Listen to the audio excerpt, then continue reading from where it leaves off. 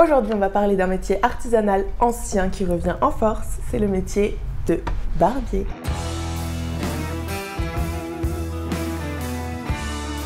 Bonjour à tous et bienvenue sur la chaîne du Speakeasy Barbershop. Je suis trop contente de faire cette vidéo. Je vous avoue que ce n'est pas un exercice facile, c'est la première fois pour moi, alors s'il vous plaît soyez indulgents.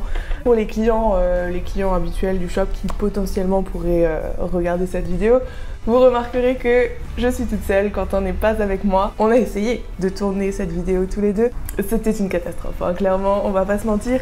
Pour ce premier essai, je serai seule et puis par la suite, on verra. Vous l'aurez compris, Quentin, c'est mon associé, c'est avec lui que j'ai ouvert il y a 6 mois le Speakeasy Barbershop 100% dédié à la jante masculine. Voilà, chez nous, pas de bigoudi, pas de brushing de mamie, que du mâle, de la testostérone et des poils.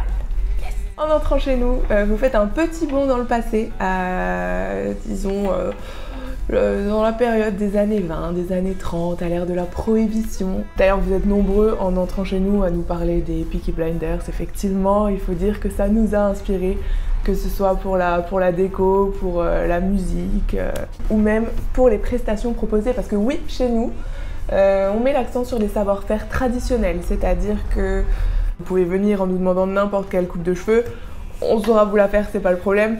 C'est simplement dans la manière de procéder, voilà, on fait ça à l'ancienne.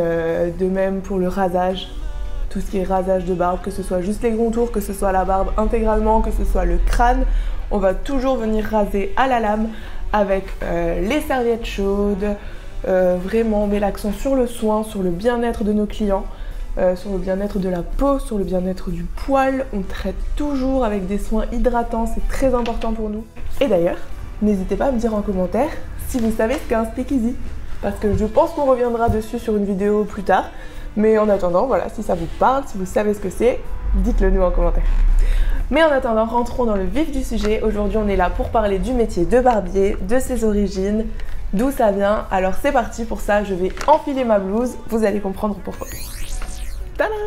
Si je vous disais que les barbiers existaient déjà pendant le Paléolithique, et qu'à l'époque, ils faisaient même partie des plus hautes autorités parmi les classes sociales. Plus tard dans l'histoire, c'est un travail qu'on confie aux prêtres, plein de sagesse, car en fait les cheveux sont considérés comme des réceptacles de l'âme humaine. Les couper, c'est alors une manière de purifier les gens, de leur retirer les maux accumulés. Au Moyen-Âge, les barbiers s'occupent non seulement des cheveux des citoyens, mais également de petites opérations chirurgicales mineures, telles que des saignées ou des extractions dentaires. Vous l'avez peut-être déjà entendu, ce terme de barbier chirurgien dentiste, d'où la blouse. C'est notre tenue de travail, c'est nouveau, ça fait rire les clients. Ils ne comprennent pas toujours, mais c'est notre petit clin d'œil à nos ancêtres barbiers, voilà. Ambroise Paré, qui est le père de la chirurgie moderne, était à l'origine un barbier, tout simplement. Et c'est même de ce passé fortement lié à la médecine que vient le barber pole. Vous savez ce que c'est, ce poteau de barbier avec les bandes bleu, blanc, rouge. Ce poteau était généralement peint en bleu. Il signalait au public les établissements de barbier et symbolisait en fait le bâton que devaient tenir les patients pour rendre leurs veines saillantes pour effectuer les saignées. Les bandages, ayant servi à recueillir le sang, à nettoyer les plaies, pouvaient y être exposés et enroulés en fait pour sécher ou attirer l'attention tout simplement. Rouge pour le sang, bleu pour les veines, blanc pour les bandages. C'est tout pour aujourd'hui, c'est très simple, franchement on ne va pas très loin dans cette vidéo, je vous avoue que c'est vraiment quelque chose pour se mettre en jambe. J'espère que vous aurez quand même appris 2-3 petites infos sympas. Ce qu'on a envie de faire, c'est vraiment de vous divertir, de pouvoir communiquer avec vous, de créer un lien en fait. Ici en direct au shop, on a beaucoup de clients qui nous posent des questions, il y a des questions récurrentes. Alors on va faire des vidéos, on va essayer de vous aider, de vous donner toutes les infos nécessaires pour que vous puissiez chez vous prendre soin de vous.